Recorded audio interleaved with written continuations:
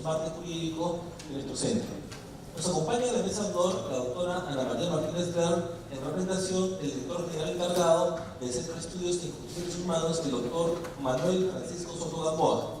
Asimismo, tenemos la presencia de la doctora Yuli Victoria Marco Mondragón, expositora invitada. Acto seguido, invitamos a la señora doctora Ana María Martínez Bern a la inauguración de nuestro magno evento del día de hoy. Le agradecemos un fuerte aplauso.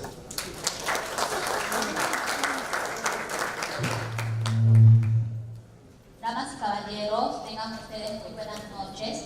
Señora Magíster Yuli Victoria Camargo Mondragón, expositora invitada, estimados participantes, el Centro de Estudios en Justicia y Derechos Humanos es el órgano de formación académica encargado de realizar actividades de estudio y capacitación jurídica en materia de justicia y derechos humanos. Comprende a la Escuela Nacional de Conciliación Extrajudicial y a la Escuela de Formación para Defensores Públicos, concentrando de esta manera todas las actividades de capacitación jurídica del Ministerio de Justicia y Derechos Humanos. El Centro de Estudios tiene entre sus funciones la capacitación de los defensores públicos, los procuradores públicos, los conciliadores extrajudiciales, estudiantes de Derecho del programa Cecilia Derecho, y uno que es muy importante, que es el de la capacitación jurídica para el análisis, debate y divulgación de la legislación, la jurisprudencia y la doctrina en temas de justicia, derechos humanos y otros que el Ministerio considere importantes. Para este año 2018 se aprobó el programa Martes Jurídicos, el cual ha sido implementado a partir del 13 de febrero y va a tener una duración hasta el 27 de noviembre. En total son 41 conferencias que estamos dando al público en general. El objetivo de estas conferencias justamente es fomentar el conocimiento de la legislación, la jurisprudencia, la doctrina en diversos temas de justicia y derechos humanos y en aquellos de importancia nacional, a fin que todo el público en general se mantenga actualizado en los aspectos doctrinarios, jurisprudenciales y cambios normativos de los temas a tratar. En esta oportunidad les presentamos nuestra 11ª conferencia titulada Análisis del delito de trata de personas, con la finalidad de generar un espacio de estudio, análisis y discusión sobre los aspectos fundamentales de tan importante problema que afecta a nuestra sociedad y al mundo en general. En tal sentido, se realizará un análisis normativo, jurisprudencial y casuístico respecto a lo que se entiende por trata de personas, los factores que han contribuido y hacen vulnerables a las posibles víctimas, la trata de personas a nivel nacional e internacional, las denuncias registradas por delito de trata de personas, los que cometen el ilícito de trata de personas, entre otros importantes aspectos de interés jurídico. Es una realidad innegable que los seres humanos sufren por el delito de trata de personas. Por eso es configurado como un delito de lesa humanidad, por afectar la dignidad del ser humano, su libertad y su integridad moral. En dicho contexto, la regulación nacional e internacional viene enfrentando el problema con un marco normativo que permita una sanción efectiva al delito de trata de personas. Sin más preámbulo, declaro inaugurada por encargo del director general del Centro de Estudios, doctor Manuel Soto Gamboa, esta conferencia denominada Análisis del delito de trata de personas, esperando que la misma permita actualizar sus conocimientos en dicha materia, aportando de esta forma desde el Centro de Estudios en Justicia y Derechos Humanos para su desarrollo profesional y personal. Muchas gracias.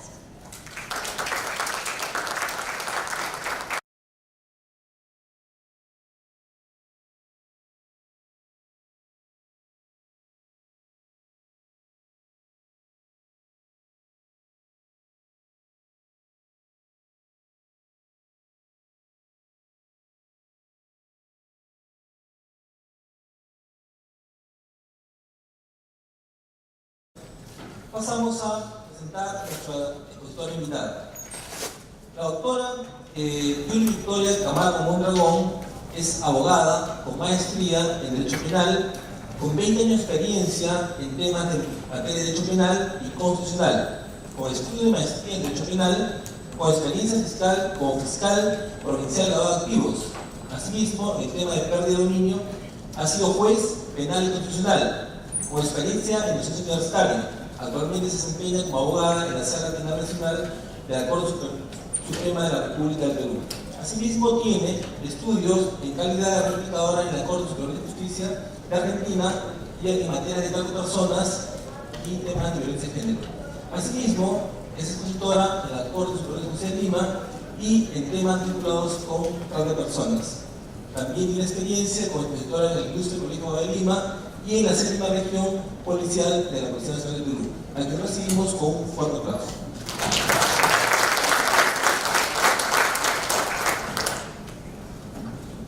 Muy buenas noches. Agradecer primero al Centro de Estudios de Justicia y Derechos Humanos del Ministerio de Justicia por la gran invitación, el honor de estar aquí en tan gran auditorio, ¿no?, con la presencia de ustedes.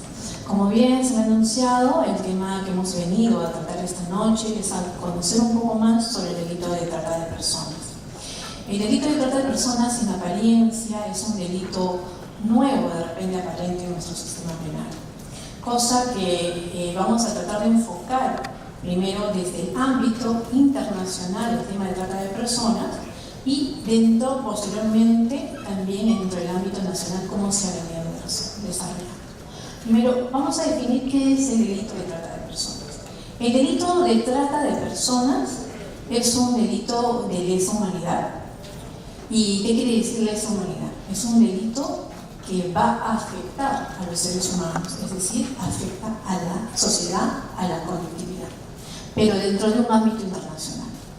La lesa humanidad, según la organización, la Convención Nacional Americana, en 1998 configura al delito de nace esa figura de lesa humanidad en razón de proteger a un sector o población o un grupo de personas dentro de un ámbito nacional o internacional, ¿no?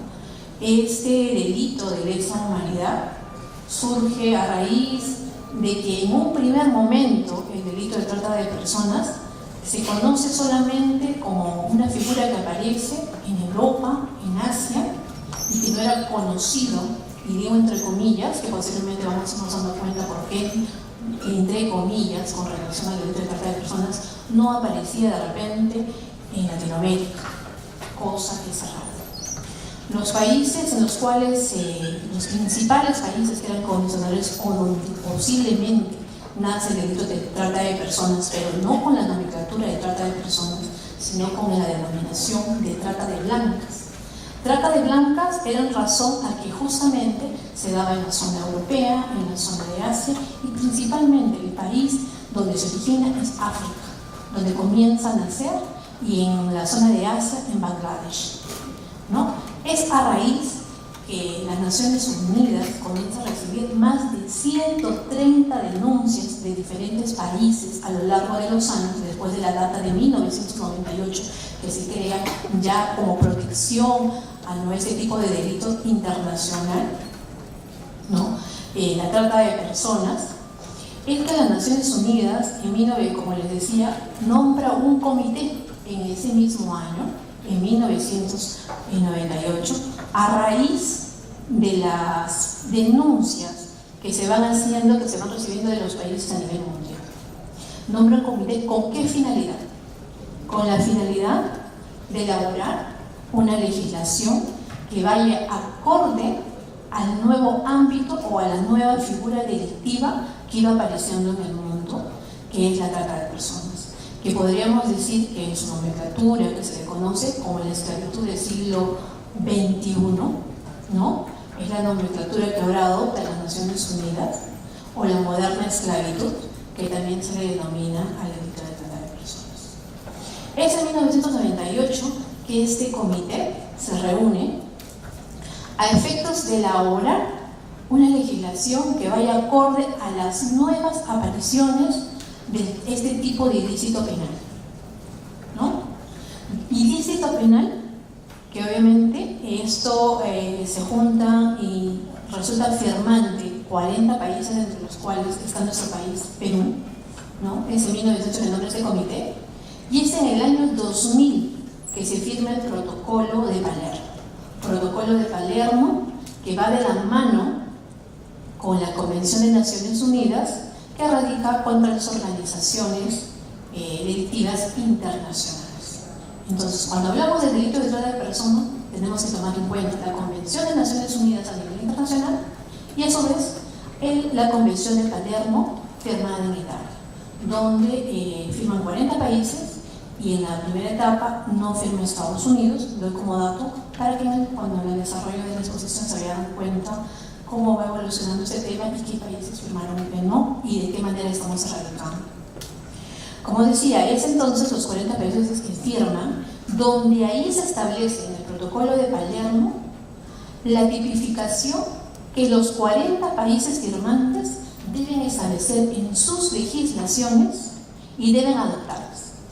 Esto llega al Perú ya dada en el año 2000, es en el Perú que recién en el 2007 se incorpora el delito de trata de personas en nuestra legislación. Pero antes de abordar esto, quiero también hacerles llegar cómo es que el delito de trata de personas y por qué la urgencia de los organismos internacionales en forma de atacar y de prevenir. Estábamos hablando de 130 países. Ya no estábamos hablando solamente de un sector que ya también era grave, Europa, Asia, o países como podemos decir con alto, bajo índice de economía, como eran África y como era Bangladesh, que son los que hasta ahorita encabezan la lista en donde se comete más de este tipo de ilícitos. Es a raíz de esta, a nivel internacional, de eso que se dan las denuncias. Posteriormente se hace un análisis a través de América Latina, y en América Latina arroja una estadística muy alarmante, donde resulta que más de 2 millones de personas venían siendo sometidas al flagelo del delito de trata de personas, pero que las legislaciones internas no venían contemplando, no venían asegurando. Vamos a ver, ese delito existía, no existía, la normativa estaba ahí, o muchas veces sucedían estos casos de trata de personas y nuestra legislación no las iba a acoger. Posteriormente, luego de la data de esta legislación del Protocolo de Palermo, a su vez existe, en base al control de convencionalidad, que si bien es cierto, tenemos como normativa internacional madre la Convención de las Naciones Unidas y a su vez la Convención de Palermo, Protocolo de Palermo, también tenemos otras normativas que resultan importantes, que tanto los operadores judiciales, entre ellos me refiero no solo a los justiciables, sino también a los abogados, estudiantes, practicantes, que deban conocer qué normativas también respaldan estas dos normas internacionales madres. Estas dos normas internacionales madres también deben ser veladas, o de repente debemos tomar en cuenta la Convención de Belén de Pará, que es una legislación que se suscribe y que entra en vigor en 1995 contra la violencia contra la mujer. Es referente también que ha de tomar el legislador o las autoridades a efectos de evaluar y también tomar los ajustes necesarios para su legislación, como también para la aplicación ya dentro del aparato judicial, ¿no? En el caso de ser judicializados. Tenemos también la Convención de CEDAW, que es la convención que erradica toda forma de discriminación contra la mujer. Como vemos, son dos normativas que en apariencia solamente protegen a la mujer, y los demás, si decimos que es un delito de lesa humanidad, no es que estamos hablando de un delito que protege y deba proteger a la sociedad. Tenemos solamente esas dos. Tenemos otra normativa que son las 100 reglas de Brasilia, que recién en el Perú hemos acogido en el año de 2015.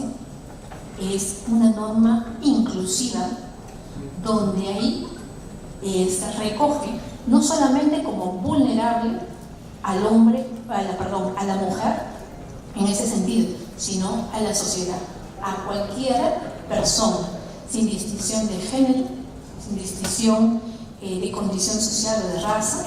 Obviamente es una norma inclusiva a cualquier persona que se encuentre en estado de vulnerabilidad.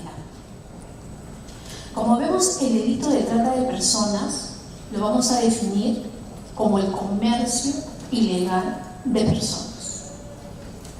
Eso es trata de personas, es la venta de seres humanos. Es decir, en pleno siglo XXI podemos decir que no se ha erradicado la esclavitud. Vemos que es una cuestión del pasado, no es la realidad. Lamentablemente, las organizaciones criminales mundiales se han visto de manera de diferenciarse. Existen 3 ilícitos a nivel internacional de gran relevancia, como son el tráfico ilícito de drogas en materia de organización criminal, también el tráfico de armas y también tenemos el delito de trata de personas. Siendo el delito de trata de personas el de mayor rentabilidad con relación al tema de la explotación. ¿Cuál es su medio? La explotación. En la trata de personas va a utilizar como medio pasible en eso para lograr, en este caso, la venta o comercialización humana, ¿no?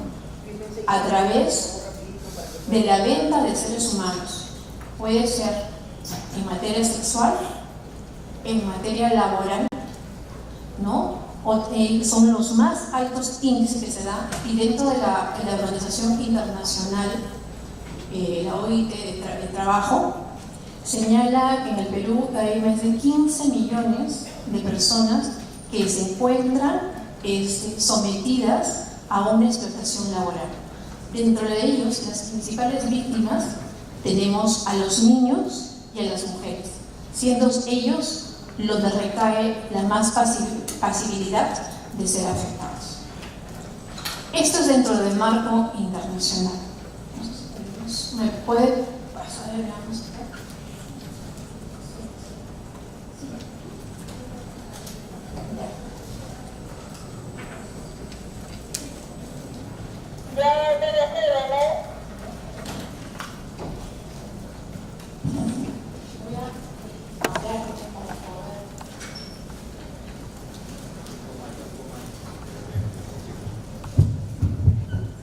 Enmarcado lo que es el delito de trata de personas, voy a bajar para hacerlo. Vamos a hacer como esto era si bien es cierto, es análisis, pero vamos a hacer una cuestión práctica con relación a este delito, antes de llegar a donde voy a poner en América Latina, lo que les decía, más de 2 millones de niños de adolescentes. Factores que han contribuido. Para esto necesito la participación de ustedes. Esto es importante porque el delito de trata de personas nace de estos factores que tenemos en lista, pero vamos a hacernos una pregunta tan simple, no de repente en todo el auditorio, pero sí voy a coger a la primera fila, van a ser mis víctimas ahorita. Voy a preguntarles lo siguiente y quiero que me conteste de la manera más natural y honesta. Lo que quiero es honestidad en esas cosas. Algo tan simple. Por favor, digan, a lo largo de su vida, desde su niñez hasta ahorita como profesional, ¿en algún momento usted se ha sentido discriminado? Sí.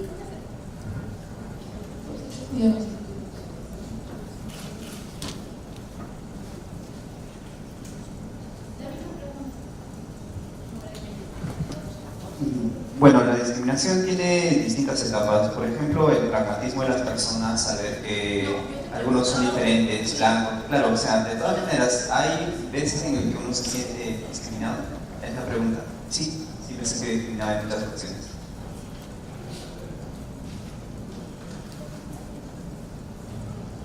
En algunas veces he pasado discriminación en el colegio. Bueno, también me siento normal. Hasta he llorado, ¿no? Como en cualquier lugar en el trabajo, o en una institución que actúa mal y no hace las cosas como deben ser, y eso es lo que la denuncien en algún momento si he sufrido discriminación. Sí. ¿Niña, adulta? ¿Laboral o...? Laboral. Sí, he sentido discriminación. Diversos momentos de mi vida. ¿Sí? ¿Laboral? ¿Familiar? Normal, familiar, social, etc. Sí, en el colegio. Sí, porque faltaba el colegio, sentía que esa estar en el colegio hacía que se sientan un poco de desapego hacia él. Sí, también en el colegio. Sí, sí.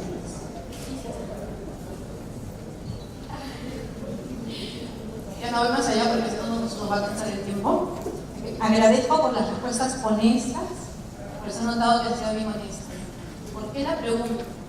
A lo largo que nos vamos a dar cuenta, entre los factores que han cumplido a ser más vulnerables a las personas que sean pasibles de ser víctimas del delito de trata de personas, la discriminación es uno de los más altos porcentajes que ha favorecido, fuera de lo económico, para que las víctimas sean más fáciles y captadas por esas organizaciones criminales que atacamos. Y eleva a la universidad personas profesionales que digan, sí, he sentido discriminación, pero está en todo caso fortalecer, en todo caso, porque este tema de trata de personas no es un tema que de repente, como bien dije, el protocolo de Palermo, ¿qué buscaba? No solamente buscaba prevenir, erradicar y sancionar. Estamos ahorita en etapa. Prevenir, creo que ya pasamos esa etapa, pero sí se puede prevenir para casos futuros, ¿no? Si de repente vamos a darnos cuenta si se puede aún prevenir o no. Entonces, por eso pedí la participación de ustedes, muchas gracias, les agradezco.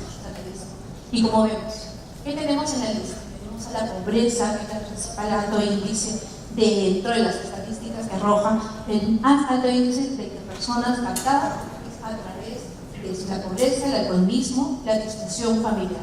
Dentro de la disfunción de violencia familiar, ¿qué les hice mención de esta norma internacional que es sobre la violencia y discriminación contra la mujer, que es la de Pará, que les recomiendo que la revisen, y que obviamente el Perú ya la acogió cuando entra en vigor esta norma en la cual va a proteger lo que es la etapa de la discriminación y violencia familiar con la ley 30.664. Norma que también no solo recoge el tema contra la violencia, que no solo es contra la mujer, sino también acoge las 100 reglas de Brasil.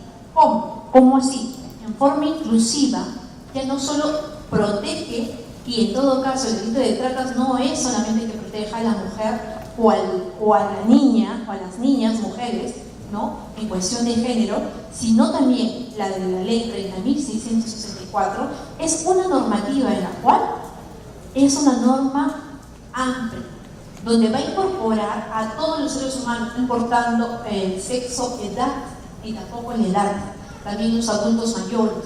Es una norma muy importante en la cual efecto, y de esa manera el Perú está pretendiendo prevenir, ¿no?, los nuevos casos de delito de trata de personas. Tenemos también el abuso de drogas, que eso sí es algo que está enraizado desde muchos años, que la normativa internacional la recoge y que también nuestra normativa nacional la viene aplicando. Tenemos el abuso sexual, que es una de las principales y altas tasas también por las cuales se ve sometida, en todo caso pasible, de víctimas.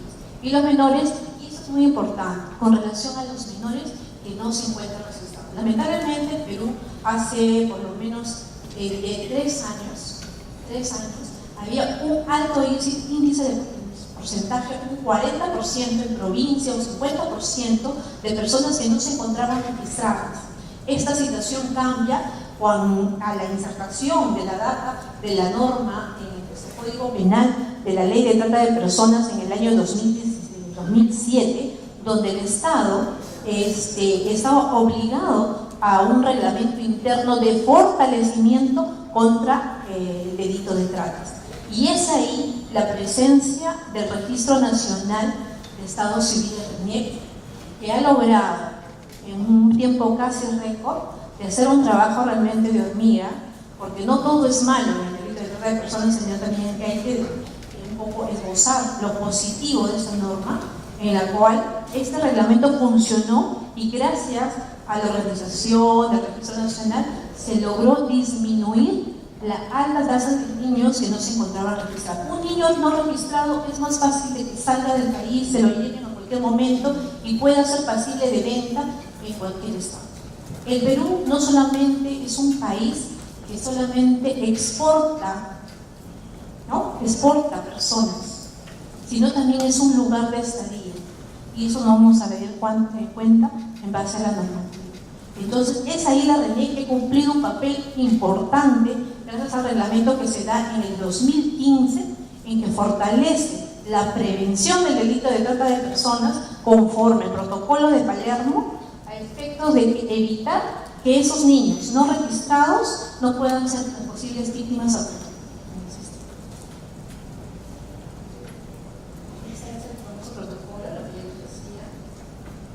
Vayamos a la legislación nacional. El delito de trata de personas en nuestra legislación nacional, desde la dación del Código Penal del 91, ha sufrido 4 modificaciones. En el año 1991 nace el artículo 153 como el delito de trata de personas, el tráfico de menores, ¿no? Estamos hablando del tráfico de menores. Es decir, de acá solamente protegía esa legislación al menor. No estaba el adulto, no estaba incorporado otro tipo de personas. Y no estaba obviamente a la normativa, porque estamos hablando del año de 1991, no existía aún el protocolo de Palermo. Entonces es una norma que en realidad sí amparaba, que protegía la libertad personal.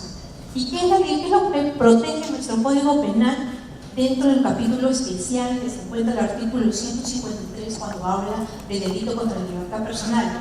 Es la dignidad humana. ¿Y qué es la dignidad humana? La dignidad humana es el respeto que yo tengo, que me tengo a mí como ser humano, pero con la capacidad de desarrollarme dentro de mi sociedad con la libertad de poder decidir qué es lo que yo debo hacer. Eso es la libertad personal, la dignidad. El delito de trata de personas, la dignidad personal, ¿no? La dignidad personal y el libre desarrollo social. Y esto se encuentra consagrado en paralelo dentro del control de constitucionalidad en el artículo 1 de la Constitución, donde señala, tanto así que la recoge de la Constitución del 79 y la Constitución de 1993 la recoge, donde dice, la persona es el fin supremo, ¿no? Un estado de persona, un estado de dignidad, tanto que va a proteger la sociedad y el Estado. Así también el artículo 2, dentro de esas libertades, donde este libre desarrollo del ser humano que me acoge, que me faculta mi Constitución, desde el momento que yo nazco, soy una persona digna que me puedo desarrollar y desenvolver, también tengo derechos. Entonces, restringirme el derecho de libertad como ser humano me va a impedir yo poder ejercer mis derechos fundamentales, acogido en la normativa internacional y también que mi legislación me faculta, ¿no? Como vemos, la primera parte tan solo tenemos en el año 1991 tráfico de menores. La siguiente modificatoria, este código va evolucionando. En el año de 1994 ya hablamos de la inclusión tanto de sociedad, tanto económica, dice, ¿no? Una explotación, ya aparece la palabra explotación, ¿no? Explotación social y económica. Dentro de lo que es el ámbito de explotación social y económica, tan solamente enmarcaba lo que eran los delitos sexuales, cuando hablamos de explotación social, o en la económica, aquellos delitos en los cuales muchas veces era la servidumbre, ¿no? Y en el 1994, la legislación de trata de personas todavía no es esta legislación que ya vamos conociendo que tiene ciertas características especiales. Es recién, este 16 de enero del 2007, con la dación de la ley 28.950, que ahí entra en rigor el protocolo de Palermo.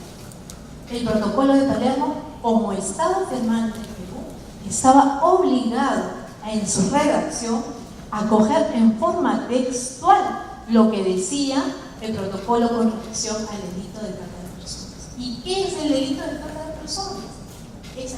El delito es el que capta, el que transporta, el que traslada, el que acoge, el que recibe. Esos son los verbos rectores para poder entender al delito de trata de personas. Pero ¿qué es captar? ¿Cómo capto yo a una víctima de trata de personas? A esta víctima de trata de personas la puedo captar de diferentes maneras. Tenemos ahorita la tecnología tan avanzada a través de redes sociales, pero o de la forma más simple que se ha venido haciendo, a través de anuncios de trabajo. El clásico. Hace poco, les cuento una experiencia, estuve acá nomás en Lince, casi al límite con San Isidro, en un posto mercado decía, se necesita señoritas medio tiempo, 1.500 soles, todo el día 3.600, sin experiencia. Entonces, esta es una forma de captar a la víctima por necesidad económica, como veíamos en la lámina anterior, por un factor económico, por una necesidad, o en todo caso a través de la violencia, que vamos a verlo posteriormente. Es decir, la víctima se ve sometida de acuerdo a la sociedad económica y lo que veníamos preguntando, un momento de discriminación, ese estado de discriminación como ente, como ser humano, puede hacerlo también víctima de caer, de que se sienta disminuido, que no sabe que tiene derechos, que no sabe que tiene una autoridad que lo va a proteger, y obviamente se somete a una persona que considera que de repente le puede dar una mejor calidad de vida. Otro sistema de forma que también se puede dar es la globalización que ha generado esto. El consumismo también es uno de los factores en el cual también genera la captación muchas veces de estos clientes, ¿no?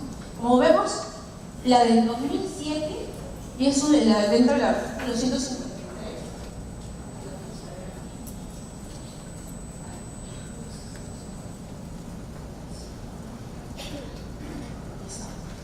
se perfecciona la ley de tratas.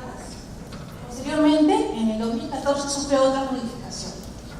En esta modificación resulta relevante, miren, del 2017 hasta qué año, 2014. Y vemos que en mi lámina he puesto que es el consentimiento. ¿Qué tiene que ver la palabra consentimiento en el delito de trata? Antes de la dación de esta modificatoria en el año 2014, el delito de tratas, si bien es cierto, no recogía el término consentimiento. Acuérdense que como pasibles víctimas podemos encontrar a tanto menores de edad como también a adultos, a personas mayores. El delito de trata de personas no hay discriminación con relación a la edad para ser pasible víctima. Y no se recogía, no se colocó la palabra consentimiento, pese a que el protocolo de Palermo sí establecía que como país firmante debíamos consignar la palabra del consentimiento con relación que no era relevante a efecto de que si era captada o que si esta persona había cometido el ilícito de trata de personas, no era darle lo relevante para desvirtuar en todo caso su declaración o la razón de sus hechos por la cual ha sido víctima del delito de trata. Cosa que recién, como vemos, conforme a la modificatoria, es recién que aparece en el 2014 y nos vamos a dar cuenta qué es lo que ha ocasionado por los delitos cuando han sido manejados a través de la judicialización. Muchos de estos casos en los cuales no se recogía aún el término consentimiento han caído en abandono, en archivos, en denuncias que no han sido formalizadas, en hechos que no han quedado y han quedado en el tapete, pese a que han sido ilícitos sometidos a la vista y paciencia de todas las autoridades y de repente con mayor índice en las zonas de provincia. Ahora, la última modificatoria es la del año, ahora en enero del 2017, en que recoge nuevas figuras. Tenemos como tipo base el artículo 153 del Código Penal, tenemos el artículo 153A, el delito de trata, pero en forma agravada, y tenemos el 153B y 153C, que son las dos figuras nuevas que hablan de explotación sexual, esclavitud y otras formas de explotación con relación al delito de trata.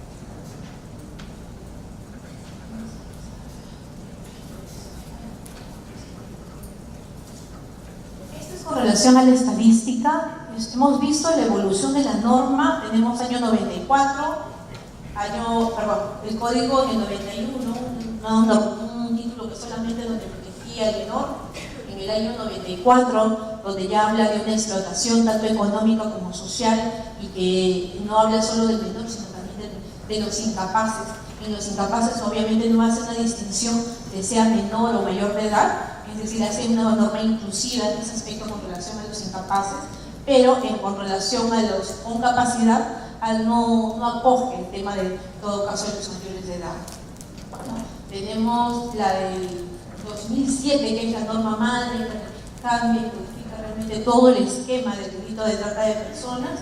La del 2014 es el consentimiento, que es relevante y resulta importante en este caso para la judicialización de los procesos, en los cuales ya los jueces penales han podido en muchos casos acoger en forma de denuncia, porque otro tema es el tema de la investigación o de la realización de un proceso judicial, ¿no? Y la última, que es la incorporación de la explotación sexual como figura delictiva en los artículos 153b y 153c.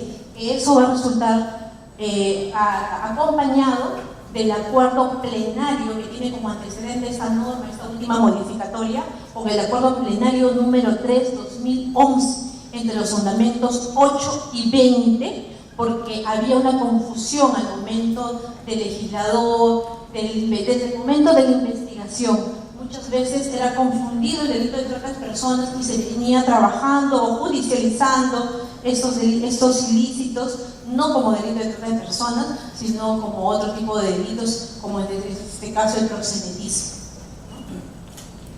Esta gráfica que les salgo es paralela, hay que verlo en paralelo con la modificatoria anterior de la legislación. Veamos en el año 2010. Año 2010 ya teníamos la modificatoria de nuestro Código Penal de 91, ¿no? Ya teníamos a la norma madre que supuestamente daba todas las formas o los modos por la cual una persona era pasible de cometer el delito de trata de personas. Como vemos, ¿cuántas denuncias tenemos en el año 2010? 208 denuncias. Es que no existía el delito de trata de personas, no se cometía el delito de trata de personas. ¿Dónde está la falla? Vayamos al año 2011.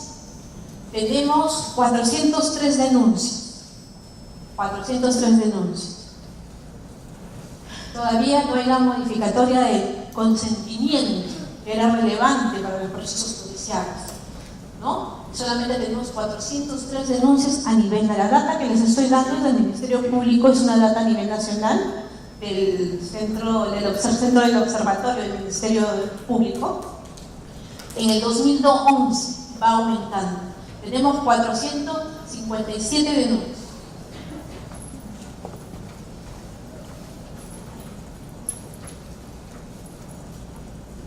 Año 2013, de 457 denuncias, pasamos al año 2013 a 458 denuncias. Es decir, aumentó uno. Es decir, a nivel nacional no se comete el delito de trata de personas.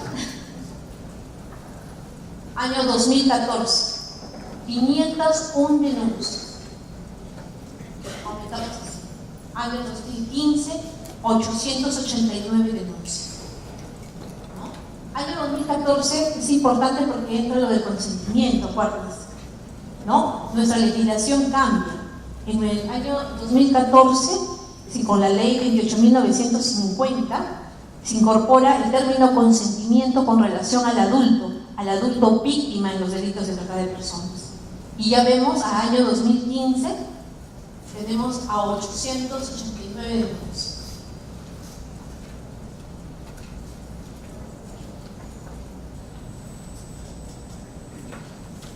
La de 2016. No tengo de 2017 porque el observatorio todavía está en elaboración, es el último dato que les puedo proporcionar. Tenemos 1.144 denuncias, ¿no? Fuente del Ministerio Público, elaborados, ¿no? Por el... Y la doctora, ¿por qué tiene más denuncias? ¿No? Tiene más trabajo ella, como ha sido jueza fiscal. No, no es así. Si no vemos la realidad. Es un delito, hablar de la trata de personas, es un delito que ya ha existido. sino que muchas veces nuestro propio Estado, nuestra cuestión cultural, hemos venido aceptando o como ser parte de nuestro día a día y aceptarlo como una forma normal y natural. Un ejemplo de ello es el caso de las personas de la selva. Las personas de la selva muchas veces decimos, o los varones, o tenemos la tendencia a tener ya desde muy joven, no, la gente de la selva empieza a tener actividad sexual temprana porque vive en la selva, porque hace mucho calor, porque es parte de su raza. Entonces, son estereotipos que hemos venido aceptando sin darnos cuenta de la realidad que venía pasando en toda la zona. ¿Por qué la selva? Porque está cerca de una frontera. No nos dábamos cuenta que era la frontera. ¿Quiénes estábamos sin era el Estado, era la propia sociedad, porque todo el mundo se estaba diciendo, no, los de la selva son así. Los de la selva son así. Y por eso es que empiezan de temprana edad. Entonces, ha habido una aceptación tácita, inerte, de tanto de la sociedad, y no solo del Estado, sino de la propia población, al aceptar tan en forma común que una menor de edad pueda empezar una actividad sexual, ¿no? Una actividad sexual a la edad tan precoz de 11 años, porque esa es la tasa y la realidad que se viene dando en el Perú. Y no solo en la zona de la selva, también sucede en la zona del desierto, ¿no? Donde muchas veces de esas personas, de esas niñas, eran víctimas de sus propios padres, quienes las vendían o las alquilaban para realizar y generarse un ingreso, obviamente por el factor contributivo de la carencia económica de las realidades que viven cada departamento, cada sociedad. Sí. Sin embargo, nuestro Estado peruano va en esa tendencia. Es decir, antes se penalizaban las relaciones sexuales no consentidas con menores de 18 años. Justo vamos a ver eso. Con menores de 16 años, luego con menores de 14 años. Dentro de 4 o 5 años yo voy a poder estar con una menor de 12 años con tal que ella me diga que ya. Vamos a ver ese punto muy importante que usted acaba de tocar. Ese es muy importante que usted acaba de tocar y que se contrapone y que se contrapone. Le agradezco por la intervención y nos hace materia de reflexión en todo caso el auditorio, y que sí nos vamos a dar cuenta en materia de evolución de la norma donde condice con relación. Es decir, lo que acaba de decirnos desde el artículo 173 del Código Penal, el delito de abuso sexual, ¿no? Donde obviamente los menores de 14 años a 18 años, con el consentimiento, ¿no? Con el consentimiento, ¿no? Ellas personas van a ser fáciles de ser absueltas, exentas de una sanción penal porque tienen el consentimiento. Es ahí, de repente, un jalón de orejas al Estado que no se ha dado cuenta. Por eso estamos aquí, para de repente hacernos reforzar y de repente hacernos un poco reflexionar sobre eso. Perú es un país germánico que busca erradicar la trata de personas. Y la trata de personas, como vemos, es un delito pluriofensivo. Va a atacar varios tipos de delitos, ¿no? No solo la explotación sexual, sino también, en este caso, también va otro tipo de factores, en este caso como no solo como la explotación sexual, sino que también hasta la muerte, llegar hasta la muerte de estas víctimas, que vamos a ver más adelante. Medina, menos de 14. Claro, los menores, los que están entre 14 a 18 años, ellos pueden decir con consentimiento, no es materia de sanción. Artículo 174. En todo caso, les mando por vía correo. También como decíamos, hemos visto la evolución de los delitos. Estamos 2016, que es el último dato estadístico que tenemos, que son 1.100 denuncias. Acá, ¿quiénes cometen el delito de trata? Vamos a explicar acá ahorita lo que más o menos es, ¿no? El delito de trata de personas puede ser pasible de ser cometido por cualquier persona, pero dentro también de sus figuras agravantes también ha establecido, y y la cual la penalidad es más gravosa, aquellos que de repente tengan la condición de funcionario público o aquellos que también tengan un vínculo, ¿no? En este caso familiar, o cierto poder sobre la víctima, ¿no? Es decir, pueden ser los padres, o en este caso puede ser de repente, cuando se ve de cierto poder, la persona de repente que trabaja en la casa contratada, que viene de provincia, yo por pagar más barato la tengo acá, porque también se comete trata de personas no dentro de su contexto de organización criminal, también en la trata de personas dentro de un contexto de modalidad simple, también, ¿no? Es aquellas que se les ofrece una condición de vida y de repente la tengo trabajando en diferentes áreas y encima ni siquiera la pago, ¿no? Eso también es trata de personas, así que ojo. Como vemos, el artículo 153 y 153A, que es en la forma grabada, incorpora ya no solamente a cualquier persona como hombre o mujer una condición simple de agente, sino también como una figura del funcionario público, los que tienen esta condición de vínculo familiar y los que tienen en todo caso un cierto poder sobre la persona a la cual están sometiendo. Esto hemos visto lo que es la captación. Ahí está lo que les decía sobre el anuncio. Este es un anuncio argentino, ¿no? Hablan de una pesquera, ¿no? Pero que es lo mismo que de repente podemos ver en los anuncios o en los carteles, que vemos que ofrecen trabajos, grandes trabajos, o sin experiencia alguna, a efecto de realizar con 3.600 soles. El transporte. Esa es la forma de captación. Ahora lo que es el transporte. Muchas veces estas personas son engañadas, que te vas a laborar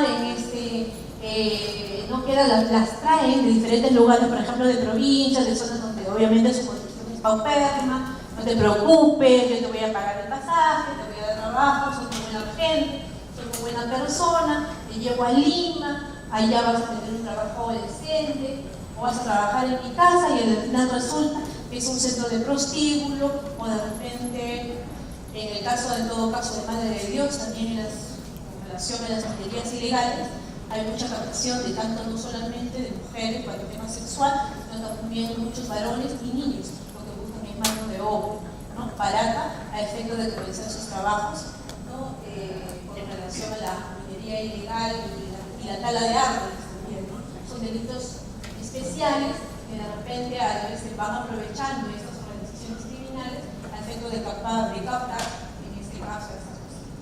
La acogida o la recepción, todo lo negro que está ahí es conforme al protocolo de Palermo. El Perú, en el Código Penal, hace un agregado, aumenta el retener, porque el protocolo no lo establece, no habla del término, no utiliza el término retener, tan solamente habla de acoger. Es decir, de yo tenerla de repente en mi casa, en mi establecimiento, con el fin de explotación de esa persona, ¿no? Pero en este caso es el retenerla, de tenerla encerrada, de repente para estar luego posteriormente encarcelada. No existe un orden de prelación para la comisión de este delito. En el tipo penal no existe que primero la voy a captar, la voy a transportar, la voy a trasladar, la voy a coger, la voy a recepcionar o la voy a retener para cometer el delito de trata de personas. Es decir, yo puedo, cualquiera de estos verbos actores, cometer si está dentro del marco del delito de protección del delito de trata de personas, ya estoy cometiendo el delito de trata de personas. Que lo puedo cometer en la condición de autor, lo puedo cometer en calidad de cómplice, ¿no? Y no necesito que se configure, que haya una secuencia, no, eso no es así. Basta, encaje uno de esos verbos rectorios y ya se cometió el delito. Esos son los medios por el cual se somete. El artículo 153, en su inciso primero, establece en forma taxativa cuáles son las formas por las cuales yo puedo someter a mi víctima. Es la coacción, la forma de forzar para que ésta realice una actividad que ellos no quieren hacer, ¿no? La coacción es algo que quieren hacer, algo que yo no quiero hacer, ¿no? Algo que muchas veces a través de la amenaza o de la violencia física, ¿no? La coacción muchas veces no necesariamente tenga que ir de la mano con cada una de estas formas o con los modus operandi de la gente, ¿no? En este caso puede ir solamente la coacción a través de una amenaza es decir, de la cuestión psicológica, o en otros aspectos una coacción con la utilización de la fuerza física, o otras veces en el caso de la gente que son drogadictas, abusan de esa condición, que son dependientes, necesitan de un medicamento, necesitan de ser suministradas para que se sienten bien y comienzan en este caso al sometimiento. Lo que se busca en ellos casos es la explotación a través del trabajo, o en este caso de la explotación sexual. El fraude y el engaño. Lo que les decía en el ejemplo anterior, que vas a tener un buen trabajo, vas a ser mi secretaria de mi oficina, no te preocupes, solamente vas a atender, y al final te resulta siendo damas de compañía, de empresas, instituciones bien establecidas, en lugares muy modernos, en lugares bien establecidos.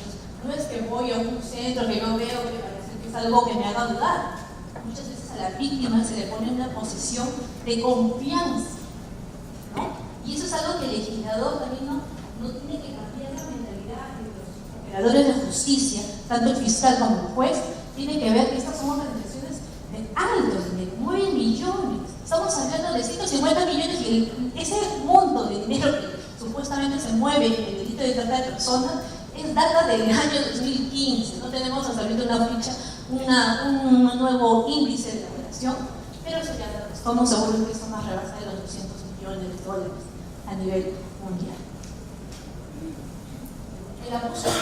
El abuso de poder puede ser a través del sometimiento, en este caso que exista de repente un vínculo con la persona de confianza, mi trabajador, o en otro caso esto puede ser hasta mi profesor, ¿no? Se ha visto en zonas de la sierra y de la selva, muchas veces que se ganan de confianza, son personas, lugares que están tan olvidados, que de repente un maestro o alguien resulta ser de tan confianza, la máxima autoridad que cree ciegamente las personas, la gente de los pueblos, y para ellos su palabra es, no hay otra cosa que puedan confiar, ¿no? Porque es la máxima autoridad dentro de su población. Entonces muchas veces también por eso es la introducción del abuso de poder, pero obviamente de acuerdo a la dimensión de cada jurisdicción o lugar donde se vaya a realizar el ilícito penal, ¿no? El 153, inciso 2. Aquí habla de los fines de la protección de la trata, que comprende venta de niños, la prostitución, que ya hemos hablado, la esclavitud, de qué forma, en este caso la mendicidad, que es una de las más altas en materia laboral, cualquier forma de explotación laboral, ¿no? Los trabajos de servicios forzados, la extracción de tráfico de órganos, los tejidos somáticos, componentes humanos, y ahora lo último que se ve, ¿no? Los matrimonios, la venta de menores para matrimonios. Que es algo que quizás, digamos, ¿eso pasa en el siglo XXI? ¿Esto es lo que está pasando en el siglo XXI? Y es normal. Hay estados, ¿no? Dentro de Estados Unidos que permiten los matrimonios, son legales con personas mayores, ¿no? Sabemos que Estados Unidos es una legislación particular a nivel de diferente, cada estado maneja su propia legislación y hay estados en los cuales está permitido. Aparte de repente de la idea que tenemos, que son los países árabes, turcos, ¿no? Que ellos tenemos la idea de que son ahí nada más donde el matrimonio con menores es permitido. Pero sin irnos lejos, a nivel nacional tenemos poblaciones por la cultura, donde es permitido el matrimonio con menores. No existe a la fecha todavía una elaboración o un índice de repente. Alguien que trabaje en el INE, que le interese el tema de trata de personas, nos haga una estadística a ver qué es lo que sucede con el tema en este caso del abuso de menor, que es utilizado para el matrimonio de muy jóvenes, ¿no? Dentro de nuestra cultura nacional. Entonces, como vemos, el delito de trata de personas abarca una infinidad de hechos y situaciones en la cual el sometimiento como ser humano a la calidad de una persona aniquila, ¿no? Esta persona le aniquila la voluntad de poder decidir y que justamente es la capacidad, desde el momento que nacemos tenemos esa libertad, como dice desde el inicio, la libertad de desarrollar, la libertad de decidir. Este ser humano está en total aniquilamiento, que no tiene la capacidad mínima, no existe un respeto para comer, ni se reconoce ya como ser humano, que se ve sometido y acepta tal situación por los diferentes factores que hemos venido señalando. El artículo 153 es modificado por esta ley, ¿no? Aquí en este inciso, contempla solamente, exclusivamente, que la normativa lo separa en el delito de trata, pero contra menores, como vemos, ¿no? Estamos hablando de menor de edad. Niño, niña, adolescente, es que incorpora esta ley con la de 3251, que es la última modificatoria, la del año 2014, ¿no? Es un inciso exclusivo, ¿no? Donde señala sobre la protección contra menores. Y aquí lo que le damos es la incorporación del consentimiento. Esto es vital para el tema en el caso de los mayores, donde la víctima mayor de edad dice de cualquier forma de explotación carece de efectos jurídicos. De repente ya recurre a cualquiera de los medios, pero acá lo que interesa es ese consentimiento. Es decir, muchas veces el tomar la declaración, sí, señorita, usted viene realizando este trabajo, me están obligando, realmente ella no va a decir que sí, porque sabe que la van a matar. Entonces, eso era uno de los orígenes que de repente hacía que no sean judicializados, denunciados, ¿no? No sean denunciados, uno. Otro factor, el factor que la policía conocía este ilícito, no sabía cómo era el manejo. Es recién con el reglamento interno que les hice mención en su momento, el reglamento interno que da el año 2015, a raíz de la última modificatoria del año 2014, en la cual, como instituciones para fortalecer el delito de trata de personas, se les ha preparado a la Policía Nacional. Estamos hablando del año 2015, estamos en 2018, es decir, recién hace 3 años. ¿Cuándo ingresa la norma en nuestro sistema legal? 2007. Y es en el 2015 que recién se prepara. Pero no hay que tomarlo tampoco a lo malo. Menos que decir que el Estado se preocupó en preparar, en capacitar y tratar de fortalecer entonces este flagelo que obviamente generaliza y daña a nivel mundial.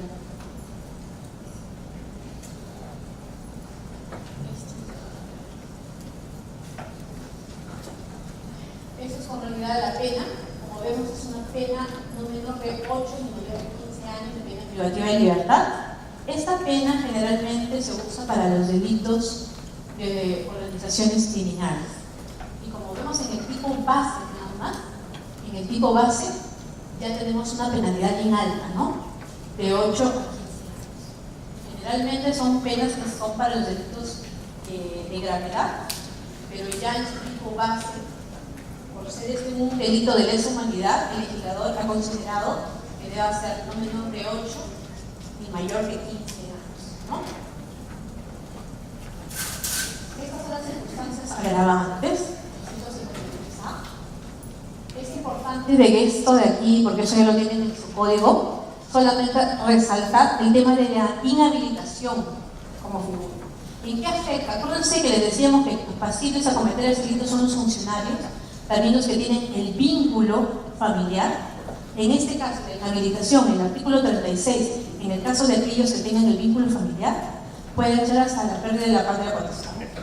Tutela, la curatela y la patria potestad, ¿no? Este es el que innova con relación a ese tema de la modificatoria, ¿no? Y obviamente en el caso del funcionario público, a ser sancionado dentro del, obviamente, como si dice no me hay inhabilitación conforme al artículo 36 que señala, no señala un tiempo, ¿no? Un tiempo establecido. Muchas veces la norma, cuando no señala, tendremos que ir en todo caso al tiempo de la pena que se impuesta.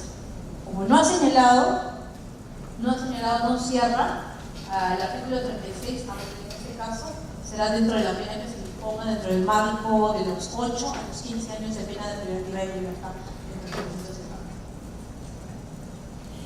Aquí estaba lo que decía, el agente tutelar, en este caso el funcionario, ¿no? La pluralidad de víctimas y el incapaz, ¿no? Acá está, la víctima tiene 14 y menos de 18 años de edad, es incapaz. Es incapaz, ¿no? Condición incapaz. Pero estamos hablando de la condición incapaz. Y ahí viene lo que decía el señor. Tenemos una norma que se contrapone. El artículo 73 en los delitos contra la violación sexual, vemos que en este ilícito, ¿no?, en la normativa con el consentimiento, y justamente tiene que ver con el consentimiento, el término consentimiento. Esa persona da consentimiento y ya no es delito sexual, no hay delito, no hay violación, no hay violación.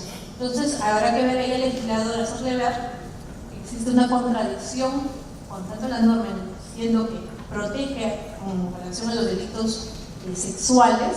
¿Cuál es esa contradicción que existe? Existe una contradicción con lo señalado por el protocolo de Palermo y obviamente con uno de los fines que es erradicar la trata de personas. Y aquí es cuando, miren, como vemos, la penalidad va en aumento, ya la pena privativa de libertad en esas circunstancias agravantes no menor de 25 años, ¿no?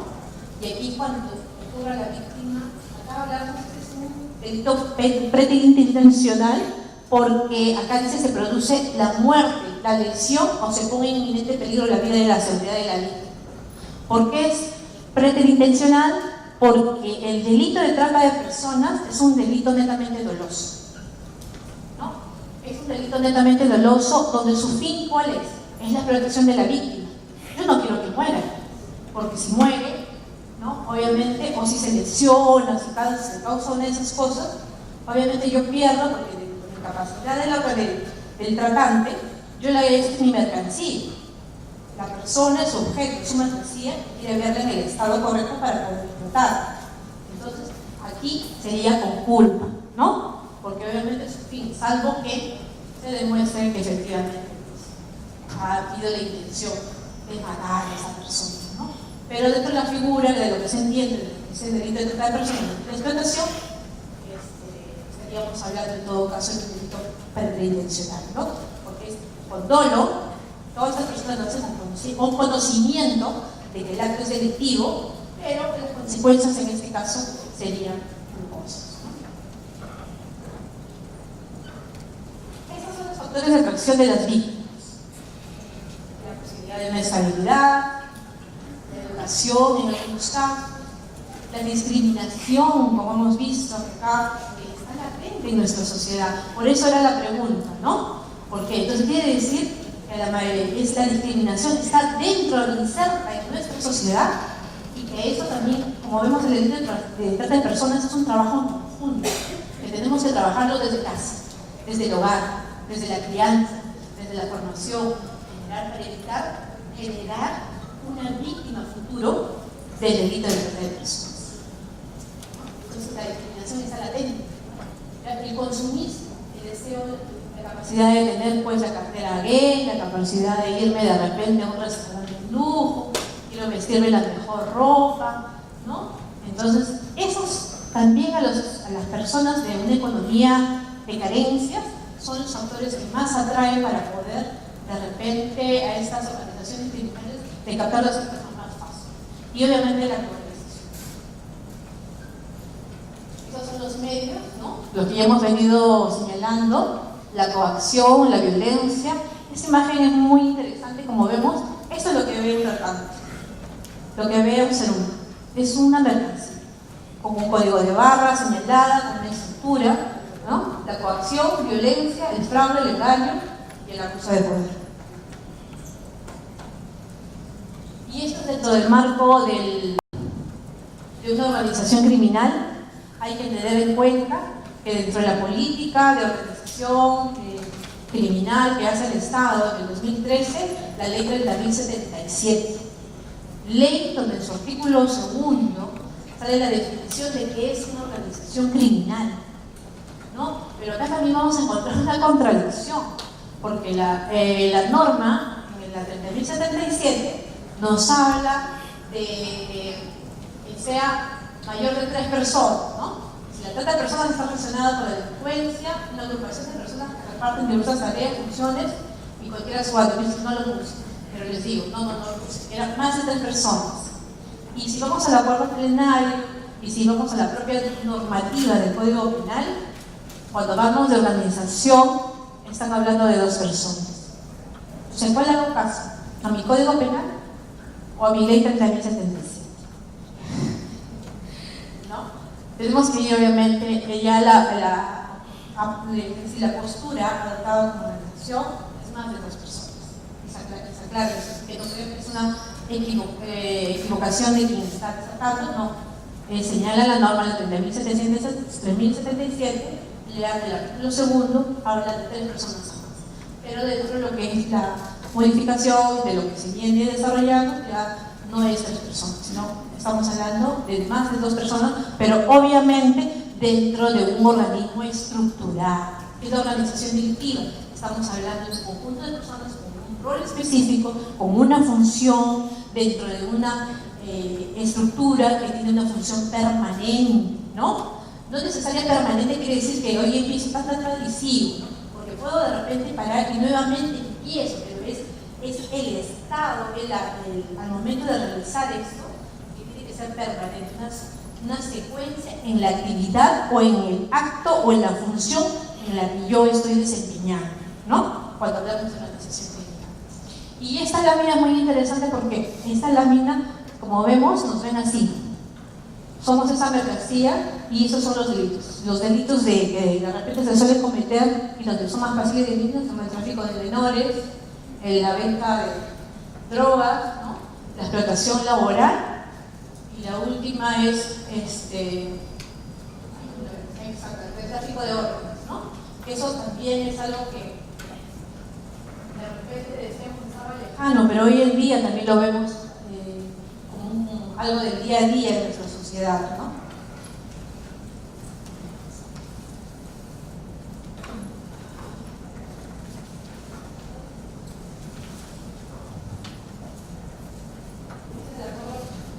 Decía, los fundamentos que hay que coger son del 8 al 20, esos fundamentos no desarrollo ahorita lo que es el acuerdo plenario porque tiene que ver con la modificatoria, la última modificatoria que ha habido del delito de trata de personas, donde aquí, como ven, era del año 2011, pero la modificatoria es de enero del 2017, aquí desarrolla y hace la diferenciación sobre el delito de proxenetismo, sobre la explotación sexual, sobre el eufemismo, a efecto que no se confunda como delitos independientes, sino como una acciones delictivas marco dentro de lo que es el delito de trata de personas.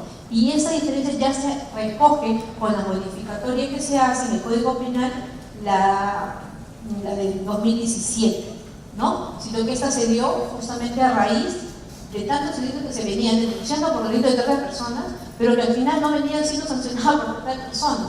Estas personas venían siendo sancionadas por el delito de proxenetismo, como cualquier otro, en ese caso violación, pero en ningún momento como delito de trata. Y es por eso que de repente las estadísticas reflejan lo que la deficiencia de la norma o no estuvo pasible en esos momentos, ¿no? Este es un caso práctico, pero antes de este caso práctico, la rebaja de todas personas, vamos a pasar un video, ¿dónde estará listo? Un video, ¿un tiempo?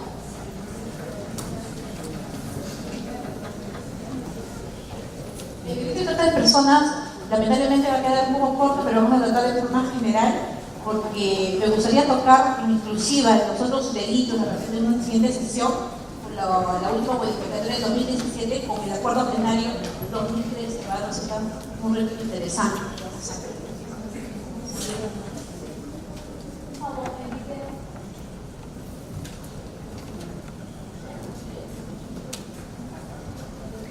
Pasamos ahora a Perú.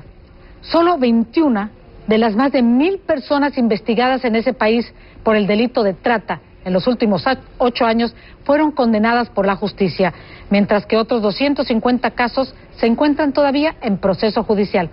Uno de ellos es el de la joven Gina Pinchi, un símbolo de la lucha contra el tráfico humano, pues es la primera víctima que enfrenta a su victimario denunciándolo ante el Poder Judicial. María Elena Belaunde nos cuenta la historia de Gina. En septiembre del 2009, después de 2 años prostituyéndose, Gina Pinchi logró huir de sus captores. Un lugar lejano de mi tierra, no conocía Piura. En el documental de la ONG Capital Humano y Social Alternativo, Gina cuenta su trágica historia, que comenzó cuando fue animada a dejar su hogar para buscar lejos un futuro mejor. Un eufemismo para envolver la trata de personas. La línea es delgada, pero básicamente consiste en dos elementos centrales. Uno es la pérdida de libertad, ¿no? Y el otro es el traslado. Para mí era una tortura. Gina dice que les contaba a los clientes del bar acerca de su situación, pero que nadie la ayudaba. A diferencia de quienes tienen relaciones sexuales con menores de edad, que podrían ser denunciados como clientes usuarios. En la legislación peruana no está tipificado un delito para quienes tengan relaciones con víctimas de tráfico humano si son mayores de edad. Esta semana la policía logró rescatar a 5 menores de edad víctimas de trata y detuvo a otras 10 personas en relación con el caso. El oficial encargado dice haber reunido suficientes pruebas para presentar los cargos. Según las autoridades, el 25% de los casos denunciados no pasan al Poder Judicial por falta de pruebas. Eso es justamente lo que quieren evitar esta vez. La prueba tiene que ser muy sólida, ¿no? Entonces tiene que haber mucha labor de inteligencia, tiene que haber testimonios, tiene que haber intervención de la Fiscalía desde un principio.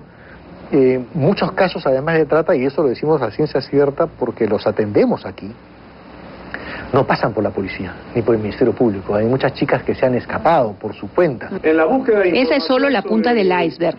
Las cifras oficiales hablan de 1.960 víctimas en los últimos 8 años. Pero las propias autoridades admiten que debido a la dificultad para demostrar este tipo de delito, probablemente la realidad supere con creces ese número. Para CNN, María Elena Belaunde, Lima.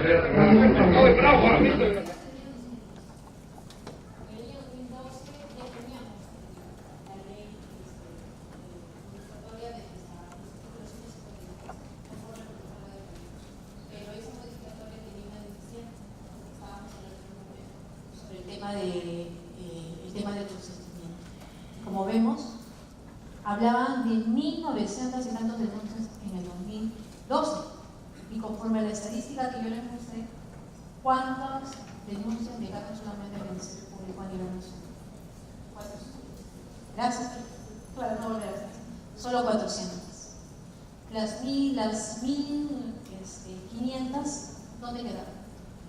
Tenemos que tomar en cuenta que el año 2012, de este video, nuestra policía todavía no estaba capacitada en materia de tráfico, de trata de personas, ¿no? Recién en el 2015, con el reglamento interno que firma el Perú y como Estado parte, firmante, se obliga a fortalecer entre todas las instituciones y obviamente cada institución con un presupuesto asignado, el Estado asignó un presupuesto a cada organismo, que en este caso queda vinculado para la recuperación de trata, Poder Judicial, Ministerio Público, INE, el Ministerio de la Mujer, ¿no? Entonces, en el 2012 ya tenemos el tema de trata, pero ese es el enfoque que nos venía. ¿Hay trata en el Perú? ¿No hay trata en el Perú? Creo que las imágenes muestran y de repente retrotrayendo el tema que les manifesté sobre la violencia sexual, la represión sexual en los departamentos, ¿no?, de la selva y obviamente también en los departamentos de la sierra, donde hay alta tasa de baja economía, son las principales víctimas. Ha estado presente siempre, sino que no lo hemos conocido como tal. Entonces está en esto, en cambiar nuestros chips, en ver en forma diferente que otro ser humano no se vea sometido a una situación vejando, ¿no?, aniquilada en su totalidad, sin capacidad de decisión y sometida a otro ser humano. Es decir, es terrible el delito de trata de personas. ¿Cuántas víctimas de secuestro? Les doy un dato, un informe de la policía. 4 niños son secuestrados en el día. Es decir, 4 niños no están ahorita al lado de sus familias. Esos niños que son, pueden ser utilizados sus órganos, también pueden ser utilizados para la mendicidad, pueden ser explotados sexualmente. Entonces, la realidad es terrible, pero dentro de esta realidad también, como soy ponente también, como les dije en el inicio, a través de comunidades especiales en Lima o en las comunidades que ellos de acá y en los distritos que nos piden, me es también en el año 2014, 14, sí, el distrito de Lima Cercado, para un ejemplo, Lima Cercado, en toda la zona de Washington, de Colmena, zona de gran prostitución, y vemos muchos jóvenes en horas de la mañana. Y ellos ante eso pidieron a la Corte de Lima, cuando estaba realizando la función de juez, pidieron la participación, porque les cuento, si bien es cierto, actualmente ya no ostento el cargo de juez, no estoy en la judicatura, pero es importante que la comunidad sepa que existe un programa dentro de la Corte Superior de Justicia de Lima, que es el programa Justicia en tu Comunidad, donde ustedes, ciudadanos, pueden pedir la participación de jueces, donde los temas que ustedes consideren podemos ir a su comunidad y de repente darle los alcances, porque es una función, lo que se busca es prevenir, ¿no? En cualquier tipo de delito. Como digo, el delito de trata de personas es en la mañana. Yo he pasado en la Colmena y me dio mucha pena tener que ver una puerta así, ya cerrado, ya con la municipalidad, ingresado muchachos, donde ahí detrás de ese muro de concreto había un hombre borracho que conversaba con una persona a las 8 de la mañana y al costado de un centro educativo. Al costado de un centro educativo. Y el niñito pasaba, imagínense, señor, con una botella, ¿y qué estaría haciendo atrás? Era antes de las 7:30 de la mañana, era antes de las 8. Porque ellos entran entre 7:30 y 6:45 a 8 de la mañana. Esto se ve en Lima. Eso no es en Iquitos, no es en provincias lejanas. Lo podemos tener a la vuelta de nuestros hogares. Entonces nosotros también, como parte de la colectividad, también tenemos que colaborar y ayudar y de repente denunciar, ¿no? Pero esta es la realidad. Aquí en el centro de Lima se supone de seguridad, policías y eso, pero en eso no existe. Y para muestra, tengo dos casos prácticos. Sí. Sí. En video se menciona que en nuestro país no se penaliza a las personas que tienen relaciones sexuales con víctimas de trata. ¿Eso continúa siendo así? No, justamente he ido la modificatoria que le dio la última. No es así. Porque acuérdense que por eso les dice a los alumnos acá, para hacer la diferencia del avance de la denuncia, es en el año 2002, ¿no? Y acuérdense que en 2014 sale la modificatoria que contempla, y como vemos en un rubro específico, lo que es menores de víctimas y también con relación a las víctimas de trata, ¿no? Usted me dice con relación a los mayores, ¿no? Los adultos que tienen relaciones sexuales, digamos, el cliente que tiene relaciones sexuales con una víctima de trata, en el 2012 no estaba penalizado. Claro, como la del 2017 ya cambia, por eso les decía, esa de la explotación sexual. Sí, acá lo vamos a ver, no sé si la tengo acá marcada, la vamos a resolver. Sí está regulada, pero recién con la del 2017. Que esta no la estoy tratando en este punto, por eso les decía, ahora estamos entrando en el tema base, pero lo podemos desarrollar en la próxima oportunidad, porque es la última modificatoria que ha habido sobre el tema de explotación sexual y entre quiénes. Y eso ya está comunicado dentro del que es el artículo 153b y 153a. Específicamente usted me dice 153. Y esto, tenemos los casos. Estos son dos casos. Me voy a sentar porque voy a dar lectura. Estos son dos casos en distritos judiciales de la Corte de Lima. Uno en el Distrito Juzgado Penal de Lima y el otro es en el Distrito Lima Sur. El primero, acá tenemos el caso Huaycán.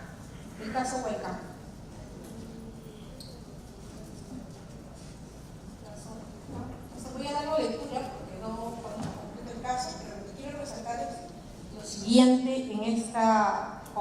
con esta casuística. Que nos va a servir como han venido nuestros operadores judiciales, ya con la normativa que tenían vigente.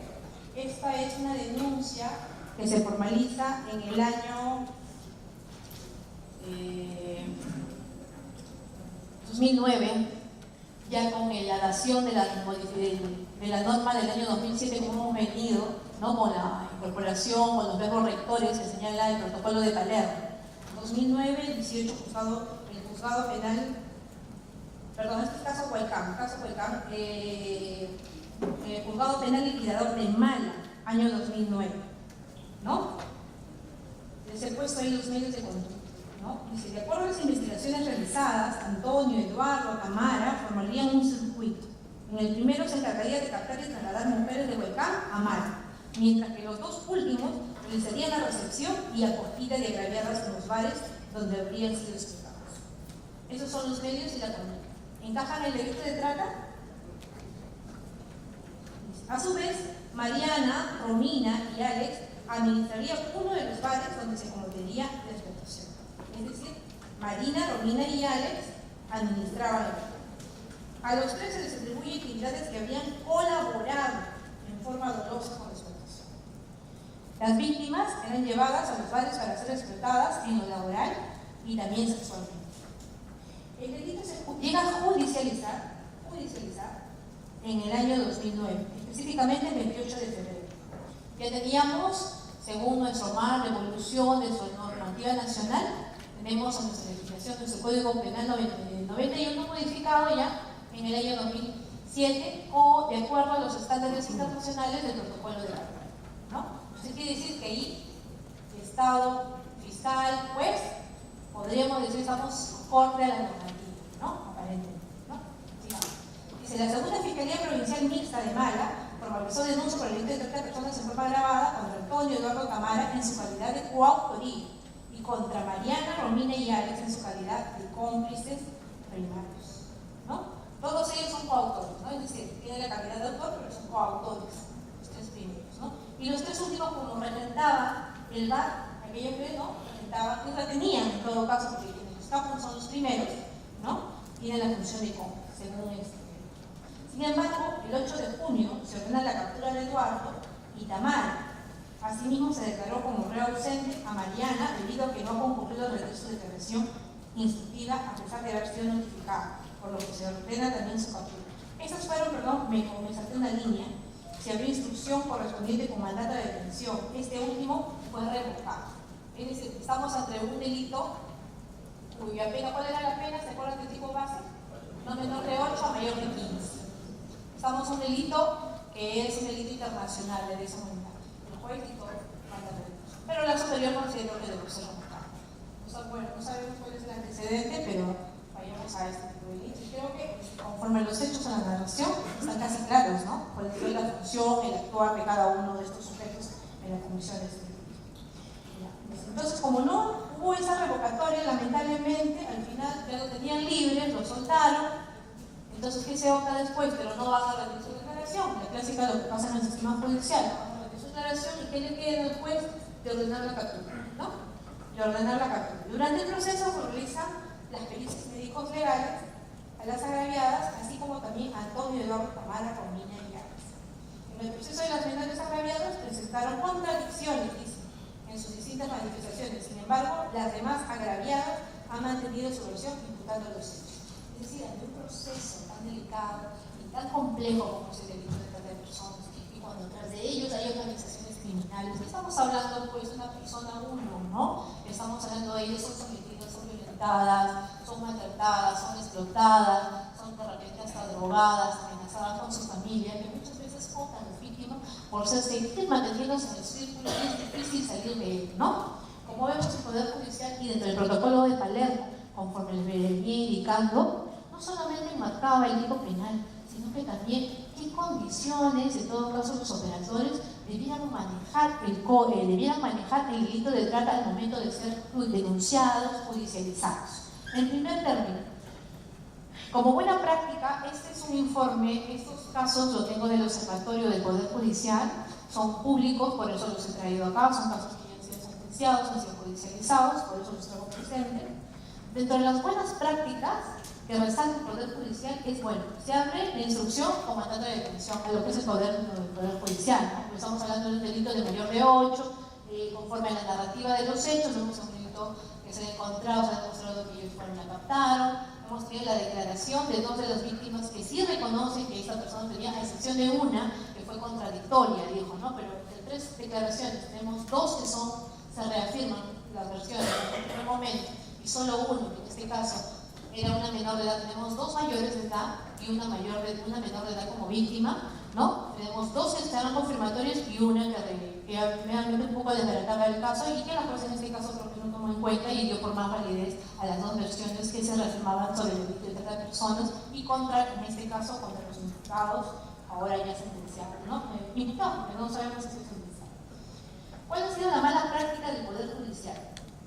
Dentro del protocolo de Palermo, los organismos, las entidades judiciales tienen que velar por la reserva de la identidad de las víctimas. Estos procesos fueron llevados con nombre propio. Es decir, no miraron la ley, no se miró la ley, se olvidaron de ahí y obviamente en delitos sexuales simplemente se busca obviamente la protección de la víctima. Lo que queremos es esto, transmitir para que ustedes como abogados, cuando tengan un caso de trata, si de repente al juez o al fiscal se le pasa, nosotros tendremos que darse, oye, un momentito, la reserva de identidad si del caso de que no un tratante, ¿no? La reserva de identidad, o en este caso la reserva de identidad, perdón, a la víctima, ¿no? La reserva de identidad es importante, es con clave, se maneja con clave, ¿ya? Entonces, ese es un aspecto negativo, entonces una mala práctica del Poder Judicial con relación a este trámite procesal. No se brindó la protección a las víctimas a pesar de que se discutía la responsabilidad o no de una supuesta organización criminal. Obviamente, ante este tipo de ilícitos, si estamos viendo que se trata de una organización criminal, existe justamente un organismo que es la protección de víctimas. Entonces, se debe trabajar desde el Ministerio Público en paralelo. Se puede exigir en este caso la defensa, si el caso no lo ha hecho fue el fiscal en etapa de investigación, porque en realidad debe ser desde la etapa de investigación, porque es aquí donde voy a obtener la información certera que me va a permitir judicializar mi caso, ¿no? Es desde ese momento que si en caso vemos que el policía de repente se le pasa, pero yo como abogado, un momento, solicito protección de víctima, se reserve la identidad de mis patrocinadas, ¿no? Efecto de cautelar y velar, obviamente, más aún si se está en una organización criminal.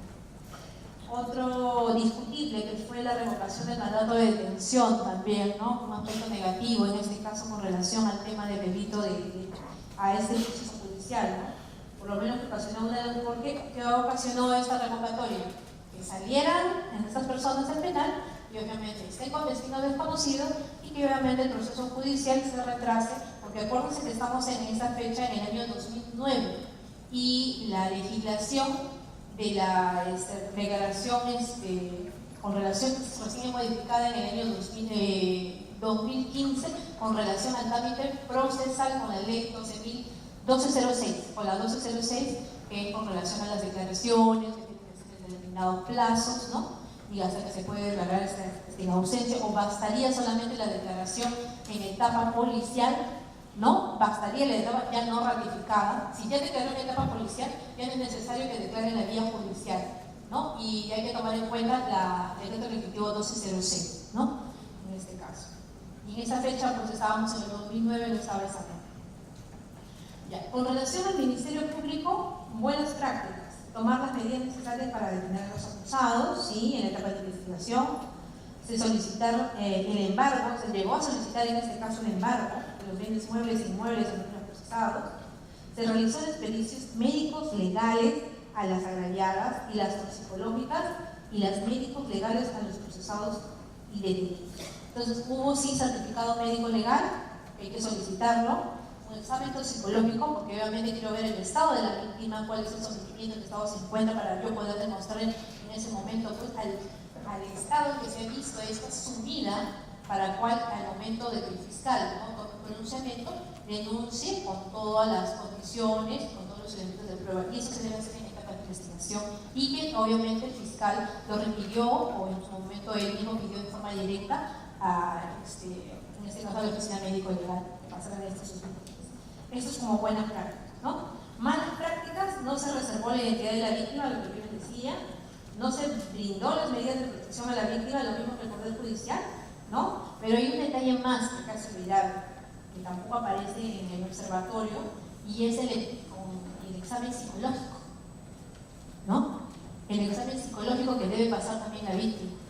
Es otro detalle que tenemos queremos que te tomen en cuenta. Y que si el juez o el fiscal se le pasa, yo como abogado tengo que hacerle ver, porque al final del caso yo represento a la víctima, hacer ver que el examen psicológico, un examen psicológico psiquiátrico, no solo de la víctima, porque también tengo que ver en este caso del presunto delincuente, porque cuál es el estado mental de esa persona, ¿no? O sea, el estado, de repente puede aparentar también que se encuentra una persona que no está en su con un estado mental sano, pero en realidad de repente sí lo está, ¿no? Y eso obviamente sí es necesario, ¿no?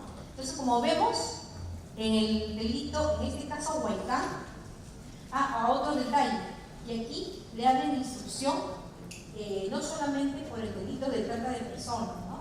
Sino trata de personas, explotación laboral y explotación sexual, ¿no? Y ahora, con la norma del 2017, la última modificatoria, la explotación sexual está en un artículo específico, y es ahí donde trata específicamente cuando se trata de las víctimas menores, mayores. Exactamente la pena no quiero incurrir en error, pero está en todo caso a revisar el artículo 153b, que es lo que incorpora con la última nación del 2017. Y el segundo caso,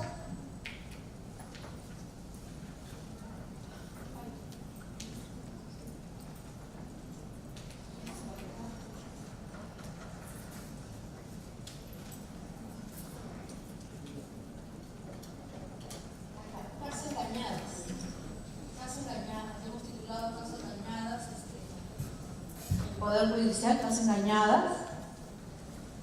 En este caso tenemos a mayores de edad como víctimas, son mayores de edad, un solo procesado, el sexo de las víctimas es femenino, ¿no? Eso se realiza en el 18º Juzgado Penal de Lima en el año 2006, antes de la modificatoria de nuestro Código Penal sobre el delito de tratas, antes de ser trata de personas específicamente, y también se ve en segunda instancia por la tercera sala penal de Barcelona. Voy a dar lectura, me siguen por favor. Mariela, Susana y Beatriz fueron engañadas por el niño. Cada una de ellas mantuvo una relación sentimental con él, sin saber de la existencia de las otras. ¿Eso les parece conocido? Es normal, ¿no? Es normal. Es normal. En un principio, Enrique mostró un buen comportamiento e interés por ellas. Obviamente, cada una en su momento, ¿no? Y en el lugar donde está. Incluso proponiéndoles matrimonio. ¿Ya? Acá hay como propuesta de matrimonio, que no se piden, chicas. Una vez ganada la confianza, le ofreció a cada una trasladarse a otra ciudad para vivir. Imagínense, está tan enamorado, se casa y le ofrece a otro y le dice, nos vamos a vivir a otro lado, te voy a sacar de tu pueblo. Y dice, no, no vamos. Enrique conoce a Mariela en Lima, a una de las víctimas. La traslada de Lima al Callao, luego a Lima, luego después a Tacna, a Lima y a Chincha. Es decir, hacía un periplo por todo el Perú. A Susana, la otra víctima, la conoce en Lima, la lleva a Trujillo y a Chincha. Y finalmente a Beatriz la conoce en Barranco, la traslada a Chincha y luego a Lima. Como vemos, ¿cuáles son las ciudades referentes de su centro de la ciudad? Chincha, Lima, Callao y bueno, que la conoció en Barranco, ¿no? Pero eran esos tres sitios. Ahí, como vemos, son tres ciudades donde siempre trasladaba a ir a las víctimas, ¿no? A las tres. Dice, una vez que Mariela, Susana y Beatriz fueron trasladadas, las obligaron a prostituirse, bajo amenazas y maltrato físico, ¿no? Como vamos viendo, ahorita lo principal, el medio utilizado de explotación para las víctimas es el tema sexual, sigue siendo el tema sexual, ¿no? Y obviamente el tema laboral, en este caso a través del maltrato físico. Debe haber también maltrato psicológico, me imagino, pero han resaltado solamente el maltrato físico. Mariela, Susana y Beatriz se conocen en Chincha, por lo que durante uno de los viajes de Enrique y Lima se pusieron de acuerdo para escapar. Uy, hay que tener cuidado en Chincha. Finalidad. La finalidad en este caso, obviamente lo que ya decía, es la explotación sexual. Las víctimas eran obligadas a mantener relaciones sexuales en bares de varios, eran en bares, por eso es el periplo, acuérdense, ¿no? El traslado, que no solamente tiene que decir. Acuérdense lo que hemos venido viendo del libro penal, captación, transporte, es decir, las ha transportado, las ha trasladado a efectos de realizar. En este caso, él ha realizado todas las acciones que señala, ¿no? Que se señalan eso. Pero no es necesario, como les dije, que sean en forma conjunta. Puede desarrollar una segunda acción porque se permite la complicidad, ¿no? Aparte de la autoría. El que realiza una acción ya puede ser autor, pero obviamente hay que ver la dirección. ¿Perdón? Claro, por eso, pues, él hace enamorado. Le metió el cuento del matrimonio y de la casa Pérez. Pero sigamos, no termina acá.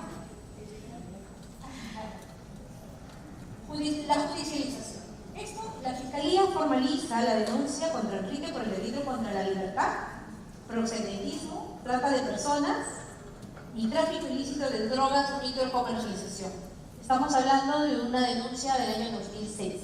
No tenemos la modificatoria del 2007. Y vemos el tráfico ilícito de drogas. ¿Se habló en los hechos de algo que tenía que haber tráfico ilícito de encontrar drogadas o algo?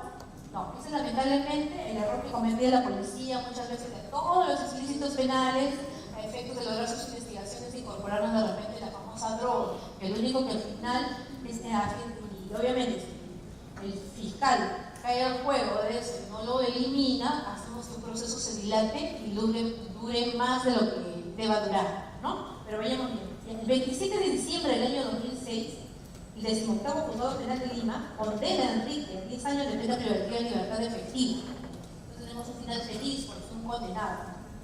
Y el pago de 5.000 soles a cada una de las víctimas por el delito contra la libertad, proselitismo, trata de personas. Eliminó, obviamente, por el tema del tráfico ilícito de drogas, ¿no? Porque no tenía nada que ver aquí en ese tipo de tratado, porque no se ha demostrado que ella haya sometido a la víctima a drogarse o de alguna manera para que puedan vincularlo a través de esa sentencia. Ante esta sentencia, Enrique interpuso recurso de apelación, señalando que no existen pruebas suficientes. Por su parte, Mariela, Susana y Beatriz impugnaron la reparación civil al respecto. El 11 de julio de 2007, la tercera sala penal de reos en cárcel confirma la sentencia a Enrique 10 años y la aumenta como de reparación civil a 8.000 soles para cada una de las agregadas. Los hechos por los que se le condena a Enrique se dieron bajo el antiguo artículo 182 del Código Penal de proselitismo, porque acuérdense que no estaba dentro de la figura. Recién en el 2017 el proselitismo está como dentro de lo que es el delito de trata de personas. 2017, sentencia del 2006, que no se castigó como trata, sino como proselitismo. Entonces estamos viendo la realidad de los delitos de trata de personas, por qué no existe, no existieron en su momento sentencias condenatorias, porque había una deficiencia con relación a la normativa, no estaba totalmente condenada. Ahora vamos a ver las buenas prácticas que hubo en este caso y las deficiencias que hubo en el proceso, en este proceso. Dentro del Poder Judicial, la tercera sala penal con reos en cárcel eleva el monto de la reparación civil de 5.000 a 8.000 soles, ¿no? Y no cubría los 2 años causados, obviamente, ¿no? Se respetó el principio de combinación, ya que se aplicó la ley más favorable al procesado al momento de aplicar la sanción. Obviamente se aplicó a por eso del elemento porque no estaba el delito de explotación dentro del marco del delito de trata de personas como explotación sexual, ¿no?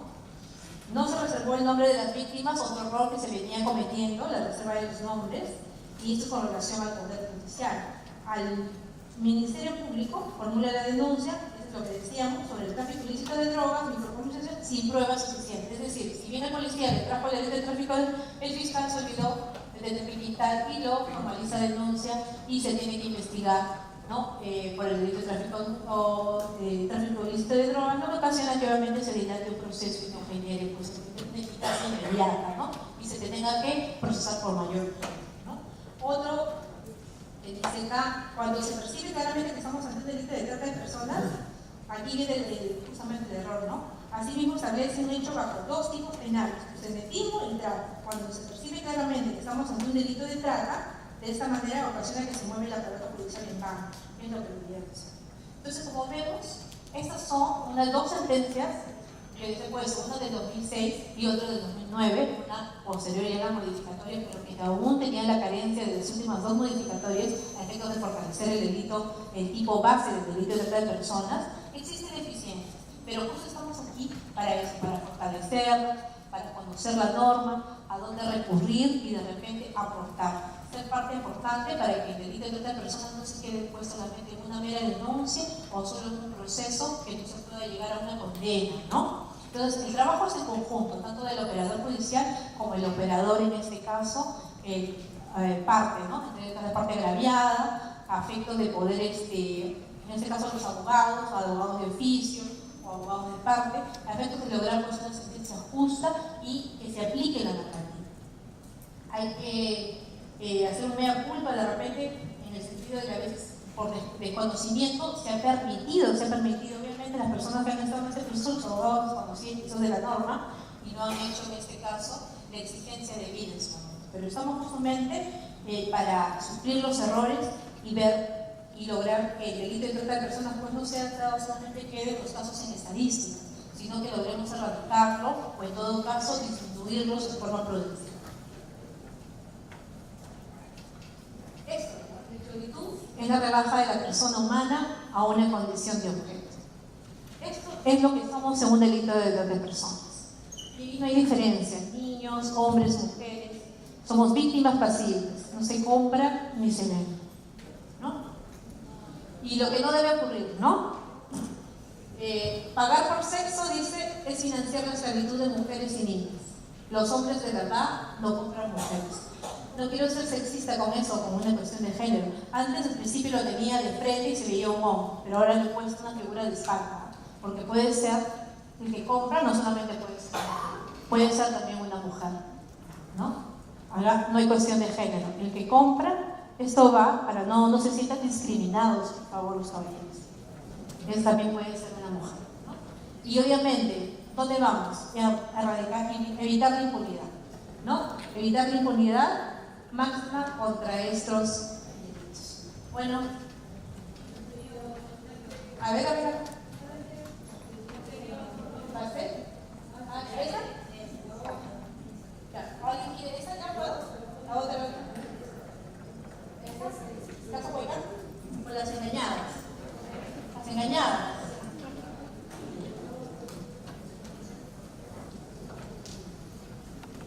Cualquier información he dejado ahí, creo que les han pasado a todos esto. Pueden mandarme mi correo. Yo soy llana a ayudarlos. Cualquier información, duda, consulta. De repente no les contesto inmediato porque también estoy en mis propias actividades, pero estamos para difundir y ayudar, ¿no? Lo que buscamos es esclarecer y que de repente, a pesar de ser una norma que siempre ha estado, como vemos, no ha estado fortalecida por ciertos aspectos, ¿no? Espero que les haya interesado, que haya sido de su interés y que hayamos aprendido. Porque lo importante es que nos vayamos aprendiendo y ojalá haya una próxima oportunidad. Muchas gracias a todos.